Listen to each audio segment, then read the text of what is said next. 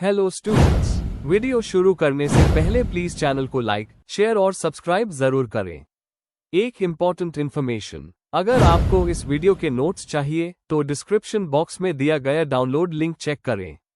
Thank you. चलिए शुरू करते हैं। इस वीडियो में हम पढ़ेंगे MPCE 23 इंटरवेंशंस इन काउंसलिंग के प्रीवियस ईयर क्वेश्चन और most important questions with answers. ये क्वेश्चंस आपके एग्जाम के लिए बहुत इम्पॉर्टेंट है। अगर आपने ये अच्छे से कर लिए तो एग्जाम निकलना पक्का है।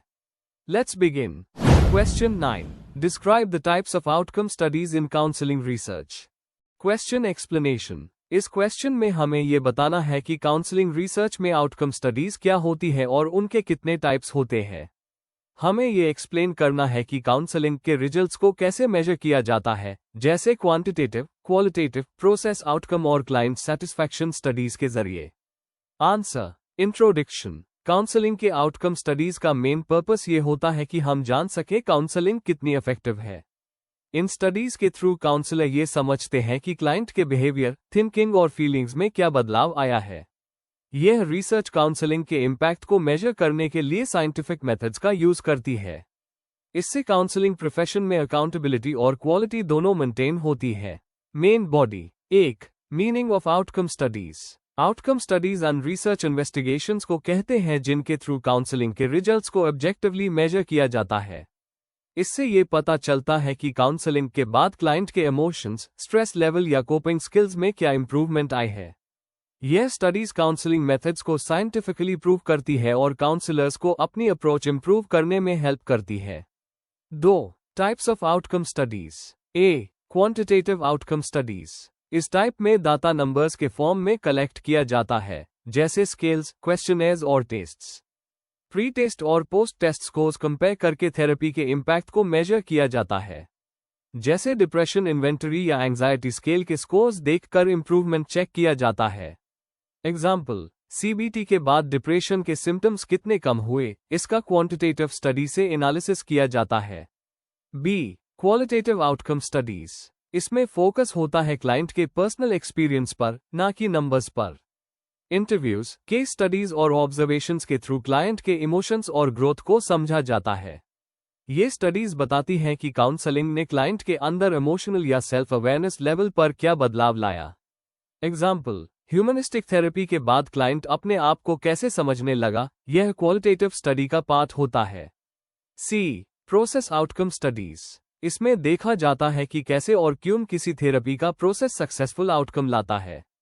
काउंसलर क्लाइंट रिलेशनशिप, एम्पैथी और एक्टिव लिसनिंग जैसे प्रोसेस फैक्टर्स को आउटकम से रिलेट किया जाता है। एग्जाम्पल, अगर काउंसलर और क्लाइंट के बीच ट्रस्ट ज्यादा है तो थेरेपी का रिजल्ट बेटर होता है। यह स्टडीज काउंसलिंग प्रोसेस को और इफेक्टिव बनाने में हेल्प करती है। डी. क्लाइंट सेटिस्फैक्शन और फॉलोअप स्टडीज। इसमें क्लाइंट से पूछा जाता है कि उन्हें काउंसलिंग सर्विसेज से कितनी सेटिस्फैक्शन मिली। सर्वेज और फीडबैक फॉर्म्स के थ्रू उनके एक्सपीरियंस को मेजर किया जाता है। फॉलोअप स्टडीज देखते हैं कि थेरेपी का इफेक्ट लॉन्ग टर्म तक रहता है या नहीं। एग्जाम्पल, 6 महीने बाद एक फॉलोअप स्टडी चेक करती है कि एंजाइटी लेवल फिर से बढ़ा या स्टेबल रहा। ए. कंपैरेटिव और Meta analytic studies. Comparative studies में 2 या ज्यादा काउंसलिंग अप्रोचेस कंपेयर की जाती है। मेटा एनालिसिस में अलग अलग रिसर्च पेपर्स के रिजल्ट्स कंबाइन करके एक फाइनल कंक्लूजन निकला जाता है। एग्जाम्पल, CBT और साइकोडायनामिक थेरेपी का कंपैरिजन करना या ट्रॉमा काउंसलिंग पर मल्टीपल स्टडीज का combined analysis. 3. Importance of outcome studies. Counselling के इफेक्टिवनेस को साइंटिफिकली प्रूव करती है। बेस्ट इंटरवेंशंस और टेक्निक्स आइडेंटिफाई करने में हेल्प करती है। काउंसलर ट्रेनिंग और रिसर्च पॉलिसी को गाइड करती है।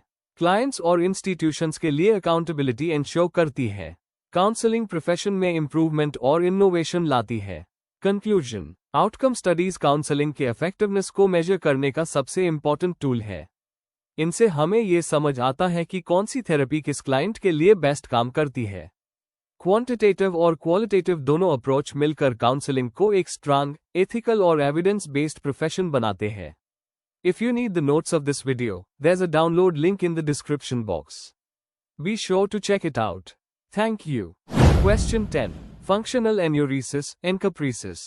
Question explanation. यह क्वेश्चन हमें 2 चाइल्डहुड डिसऑर्डर्स के बारे में बताने के लिए कह रहा है। फंक्शनल एन्यूरिसिस, बिस्तर गिला करना या कंट्रोल ना रहना, और फंक्शनल एनकप्रीसिस, कपड़ों या गलत जगह पर पॉटी कर देना। इसमें हमें इनके कॉजेस, सिम्टम्स और काउंसलिंग इंटरवेंशंस लिखने हैं। आंसर। इंट्रोडक्शन। फंक्शनल एन्यूरिसिस और एनकाप्रेसिस दोनों एलिमिनेशन डिसऑर्डर्स हैं जो ज्यादातर बच्चों में देखे जाते हैं। इनमें बच्चे बार-बार बिना मेडिकल रीजन के यूरिन या स्टूल गलत जगह पर कर देते हैं। इन्हें फंक्शनल इसलिए कहा जाता है क्योंकि कोई फिजिकल प्रॉब्लम नहीं होती, बल्कि ये इमोशनल या बिहेवियरल इश्यूज से जुड़े होते हैं। काउंसलर के लिए इनको समझना जरूरी है ताकि सही थेरेपी दी जा सके। Main body. 1. मीनिंग और डेफिनेशन। फंक्शनल एन्यूरिसिस, जब बच्चा 5 साल से बड़ा हो और फिर भी रात में बिस्तर गिला करे या दिन में कंट्रोल ना कर पाए, यूज एन्यूरिसिस कहते हैं। DSM-5 के हिसाब से अगर ये प्रॉब्लम हफ्ते में कम से कम 2 बार 3 महीने तक होती है तो इसे डिसऑर्डर माना जाता है। फंक्शनल एनकप्रीसिस, जब बच्चा 4 साल के बाद भी कपड़ों या गलत जगह पॉटी कर दे बिना मेडिकल रीजन के, तो इसे एनकाप्रेसिस कहते हैं। इसके 2 टाइप्स होते हैं, रिटेंटिव, जब कॉन्स्टिपेशन के वजह से होता है, और नॉन रिटेंटिव, जब कॉन्स्टिपेशन नहीं होता। 2. कॉजेज और कंट्रीब्यूटिंग फैक्टर्स। ए. बायोलॉजिकल फैक्टर्स, ब्लैडर या बाउल कंट्रोल का लेट डेवलप होना। फैमिली हिस्ट्री, यह प्रॉब्लम कभी कभी जीन से भी आती है। डीप स्लीप के वजह से बच्चा ब्लैडर भरने पर नहीं जगता।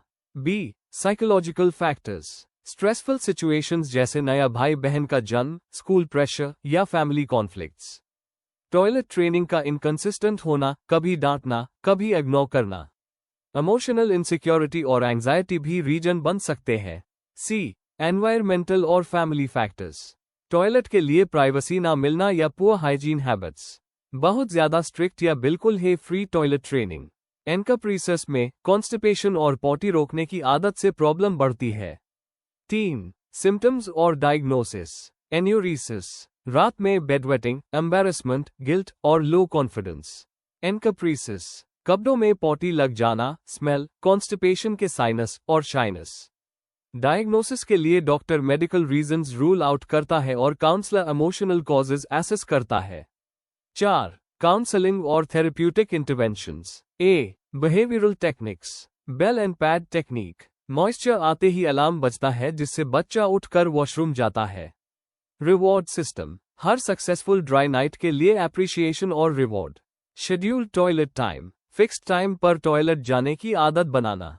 B. Cognitive behavioural techniques, relaxation और विजुअलाइजेशन टेक्निक्स सिखाना। नेगेटिव सेल्फ थॉट्स को पॉजिटिव एफर्मेशन से रिप्लेस करना। सी. पेरेंटल काउंसलिंग, पेरेंट्स को समझाना कि पनिशमेंट से प्रॉब्लम बढ़ेगी, एप्रिशिएशन से कम होगी। पेशेंस और सपोर्टिव बिहेवियर बनाना, फैमिली स्ट्रेसर को हैंडल करना। डी. मेडिकल सपोर्ट, डॉक्टर की सलाह पर मेडिसिन जैसे डेस्मोप्रोसिन एन्यूरिसिस के लिए या स्टूल सॉफ्टनर्स एनकाप्रेसिस के लिए उस किए जा सकते हैं। Team work between counsellor, parents और डॉक्टर जरूरी है। 5. काउंसलर का रोल, चाइल्ड के साथ ट्रस्ट और कंफर्ट बिल्ड करना, पेरेंट्स को एजुकेट करना और उन्हें पॉजिटिव अप्रोच सिखाना। प्ले थेरेपी यूज करना ताकि चाइल्ड अपनी फीलिंग्स एक्सप्रेस कर सके। प्रोग्रेस ट्रैक करने के लिए डेली चार्ट मेंटेन करना। हर छोटी सक्सेस को सेलिब्रेट करना ताकि मोटिवेशन बढ़े। कंक्लूजन, फंक्शनल एन्यूरिसिस और एनकाप्रेसिस समझना इंपॉर्टेंट है क्योंकि ये बच्चों के इमोशनल और फैमिली स्ट्रेस का सिग्नल हो सकते हैं। काउंसलिंग, बिहेवियरल थेरेपी और सपोर्टिव पेरेंटिंग से ये प्रॉब्लम इजीली मैनेज की जा सकती है। अर्ली हेल्प लेने से चाइल्ड का कॉन्फिडेंस और वेलबीइंग दोनों इंप्रूव होता है। If you need the notes of this video, there's a download link in the description box. Be sure to check it out. Thank you. Let's see the next question. Question 11. Selective mutism. Question explanation. इस question में हमें selective mutism के बारे में लिखना है। इसका मतलब क्या है, बच्चों में ये कैसे दिखता है, इसके रीजंस क्या हो सकते हैं, और काउंसलिंग या थेरेपी के जरिए इससे कैसे ट्रीट किया जा सकता है। आंसर। इंट्रोडक्शन। सिलेक्टिव म्यूटिज्म एक चाइल्डहुड एंजाइटी डिसऑर्डर है जहां बच्चे बोल सकते हैं, लेकिन कुछ स्पेसिफिक सोशल सिचुएशंस में, जैसे स्कूल या पब्लिक प्लेस, वो बोलते नहीं है। घर पर या फेमिलियर लोगों के साथ वो नॉर्मली बात करते हैं। यह स्पीच का प्रॉब्लम नहीं बल्कि एक एंजाइटी डिसऑर्डर है जहां बच्चे को बोलने से डर लगता है। यूजुअली यह प्रॉब्लम 5 साल की एज से पहले शुरू होती है और अगर ट्रीट ना हो तो बच्चे के स्कूल परफॉर्मेंस और कॉन्फिडेंस पर बुरा असर पड़ता है। DSM-5 में इसे एक एंजाइटी डिसऑर्डर के रूप में पहचाना गया है। मेन बॉडी 1 डेफिनेशन और कैरेक्टरिस्टिक्स। DSM-5 के हिसाब से सिलेक्टिव म्यूटिज्म का मतलब है बच्चा कुछ जगह पर बोलता नहीं है, जैसे स्कूल में, जबकि दूसरी जगह घर पर नॉर्मल बात करता है। ऐसे बच्चों की लैंग्वेज डेवलपमेंट नॉर्मल होती है, लेकिन कुछ सिचुएशंस में वो बिल्कुल चुप हो जाते हैं। उन्हें अक्सर विस्पर करते, साइन या गेस्चर से बात करते देखा जा सकता है। ये उनके सोशल और एकेडमिक लाइफ दोनों को अफेक्ट करता है। 2 कॉजेज और कंट्रीब्यूटिंग फैक्टर्स। एंजाइटी और शाइनेस। इसका मेन रीजन सोशल एंजाइटी होता है, जहां बच्चे को लोगों के सामने बोलने से डर लगता है। फैमिली और environment. Over protective parents, stress या सोशल एक्सपोजर की कमी भी एक फैक्टर हो सकती है। Genetic factors. अगर फैमिली में एंजाइटी या डिप्रेशन का हिस्ट्री है तो रिस्क बढ़ जाता है। Speech problems. कभी कभी छोटी स्पीच डिफिकल्टी के वजह से बच्चा और ज्यादा कॉन्शियस हो जाता है। कंडीशनिंग। अगर बच्चा बोलने से बच जाता है और लोग यूज कंफर्ट देते हैं तो उसका साइलेंस और स्ट्रांग हो जाता है। 3 साइकोलॉजिकल और behavioural interventions. Behavioural therapy gradual exposure technique जहां काउंसलर बच्चे को धीरे धीरे स्पीकिंग सिचुएशंस में कंफर्ट कराता है। कॉग्निटिव बिहेवियरल थेरेपी CBT बच्चे के नेगेटिव थॉट्स और फियर को चेंज करके कॉन्फिडेंस बढ़ता है। फैमिली थेरेपी पेरेंट्स को सिखाया जाता है कि वो बच्चे पर प्रेशर ना डालें, बल्कि छोटी प्रोग्रेस पर प्रेज करें। स्कूल बेस्ड इंटरवेंशंस टीचर्स को छोटी ग्रुप एक्टिविटीज और पॉजिटिव रीइंफोर्समेंट के जरिए बच्चे को एनकरेज करना चाहिए। प्ले थेरेपी गेम्स और प्ले के थ्रू काउंसलर ट्रस्ट बनाता है और बच्चे को बोलने के लिए मोटिवेट करता है। 4 काउंसलर का रोल और प्रोग्नोसिस। काउंसलर को सेफ और सपोर्टिव एनवायरनमेंट बनाना होता है जहां बच्चा अपने पेस से खुल सके। पेरेंट्स और टीचर्स के साथ कोऑर्डिनेशन बहुत जरूरी है। अर्ली डायग्नोसिस और कंसिस्टेंट थेरेपी से ज्यादा केसेस में फुल रिकवरी हो जाती है। बच्चे को जिद्दी या नकचड़ी कहने के बजाय काउंसलर को समझना चाहिए कि ये एंजाइटी का सिम्टम है, ना कि इनकार करने का तरीका। कंक्लूजन। सिलेक्टिव म्यूटिज्म एक एंजाइटी डिसऑर्डर है जहां बच्चा बोलने से नहीं बल्कि बोलने के डर से चुप रहता है। अगर पेरेंट्स, टीचर्स और काउंसलर मिलकर एक सपोर्टिव एनवायरनमेंट बनाएं, तो बच्चा धीरे धीरे अपना कॉन्फिडेंस वापस पा सकता है। अर्ली थेरेपी से ये प्रॉब्लम पूरी तरह से ट्रीट हो सकती है। अगर आपको इस वीडियो के नोट्स चाहिए तो डिस्क्रिप्शन बॉक्स में दिए गए डाउनलोड लिंक को जरूर चेक करें। Thank you. Question 12 ethical issues in e counselling. Question explanation. इस क्वेश्चन में हमें बताना है कि जब काउंसलिंग ऑनलाइन मोड में होती है तो कौन से एथिकल इश्यूज सामने आते हैं। हमें एक काउंसलिंग का मीनिंग लिखना है और फिर बताना है, जैसे confidentiality, informed consent, privacy, competence और बाउंड्रीज के प्रॉब्लम्स क्या होते हैं। आंसर। इंट्रोडक्शन। एक काउंसलिंग यानी ऑनलाइन काउंसलिंग एक ऐसी प्रक्रिया है जिसमें काउंसलर और क्लाइंट डिजिटल प्लेटफॉर्म के जरिए बात करते हैं, जैसे वीडियो कॉल, चैट या ईमेल। आज के टाइम में ये बहुत पॉपुलर हो गई है क्योंकि ये एक्सेसिबल और कन्वीनियंट है, लेकिन इसके साथ कई एथिकल चैलेंजेस भी आते हैं। काउंसलर को इंश्योर करना होता है कि क्लाइंट की सेफ्टी, प्राइवेसी और कॉन्फिडेंशियलिटी मेंटेन रहे। मेन बॉडी 1 कॉन्फिडेंशियलिटी और प्राइवेसी इश्यूज। एक काउंसलिंग में सबसे बड़ा चैलेंज होता है क्लाइंट की बातों को कॉन्फिडेंशियल रखना। इंटरनेट के थ्रू डेटा लीक होने या हैकिंग का रिस्क रहता है। काउंसलर को सिक्योर और एन्क्रिप्टेड प्लेटफॉर्म्स का यूज करना चाहिए। क्लाइंट को बता देना चाहिए कि ऑनलाइन काउंसलिंग में क्या लिमिटेशंस हो सकती है। डेटा स्टोरेज हमेशा प्रिवेसी लॉज के हिसाब से होना चाहिए।